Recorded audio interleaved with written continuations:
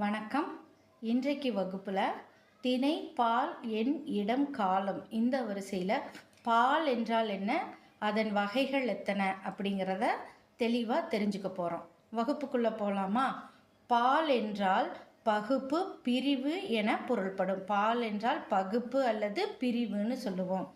இரு திணைகளிலும், அதாவது உயர்திணையிலையும் அக்ரிணையிலையும் அடங்கி இருக்கிற உலகப் பொருட்களை 5 பால்களாக பிரிக்கிறாங்க. எவைன்னு பார்த்தா ஆண்பால், பெண்பால், பலர்பால், ஒன்றன்பால், பலவின்பால். ஆண்பால், பெண்பால், பலர்பால் இந்த மூன்றும் உயர்திணைக்குள் அடங்கும். ஒன்றன்பால், பலவின்பால் இந்த இரண்டும் அக்ரிணையில் அடங்கும். ஆண்பால் என்றால் என்ன பார்க்கலாம். அவன் என்ற சொல்லால் சுட்டப்பெறும் பெயர்களைத்தான் ஆண்பால்னு சொல்லுவோம்.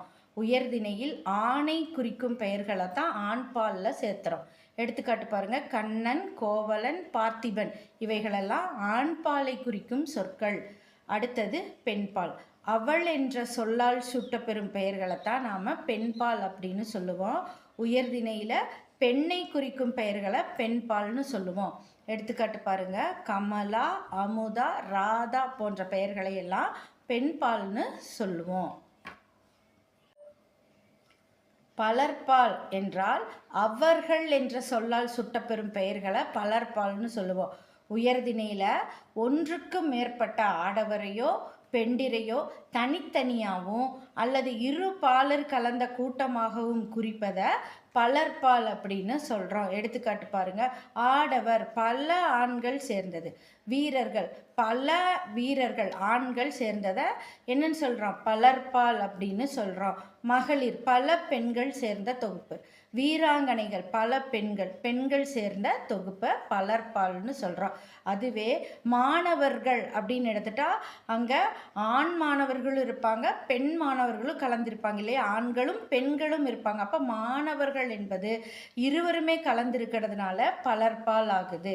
மருத்துவர்கள் ஆண் மருத்துவர்களும் இருப்பாங்க, பெண் மருத்துவர்களும் இருப்பாங்க. அப்போ மருத்துவர் போட்டால் மருத்துவர்கள்னு போட்டாலோ இது பலர்பாலை குறிக்கும். மக்கள்னாலே ஆண்கள் பெண்கள் இருவருமே கலந்தது, அப்போ இது பலர்பால். வழக்குரைஞர்கள்னா யாரு? வழக்குரைக்கிறவங்க. அப்போ ஆண்களும் இருக்கலாம் பெண்களும் இருக்கலாம். இப்படி இருவரும் கலந்து வர்றதையும் நாம் பலர்பால்னு சொல்லுவோம். அடுத்தது ஒன்றன்பால். அது என்ற சொல்லால் சுட்டப்பெறும் பெயர்களை தான் ஒன்றன்பால் அப்படின்னு சொல்லுவோம். அக்ரிணையில் ஒரு பொருளை தனியாக குறிப்பது ஒன்றன்பால்.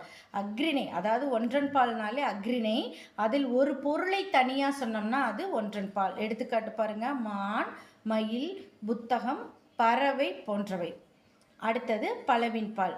அவை என்ற சொல்லால் சுட்டப்பெறும் பெயர்களை நாம் பலவின்பால்னு சொல்கிறோம். அக்ரிணையில் ஒன்றுக்கும் மேற்பட்ட பொருட்களை குறிப்பது பலவின்பால். எடுத்துக்காட்டு பாருங்க, மான்கள், மயில்கள், புத்தகங்கள், பறவைகள் இவைகளெல்லாம் அக்ரிணையில் பலவின்பால். மாட்டு மந்தை, யானை கூட்டம் இவைகளெல்லாம் அக்ரிணையில் நாம் பலவின்பால்னு சொல்கிறோம். இந்த வகுப்பில் பால் பற்றின விளக்கத்தை தெரிஞ்சுக்கிட்டோம். அடுத்த வகுப்பில் வேறு ஒரு இலக்கணத்தோடு சந்திப்போம். நன்றி.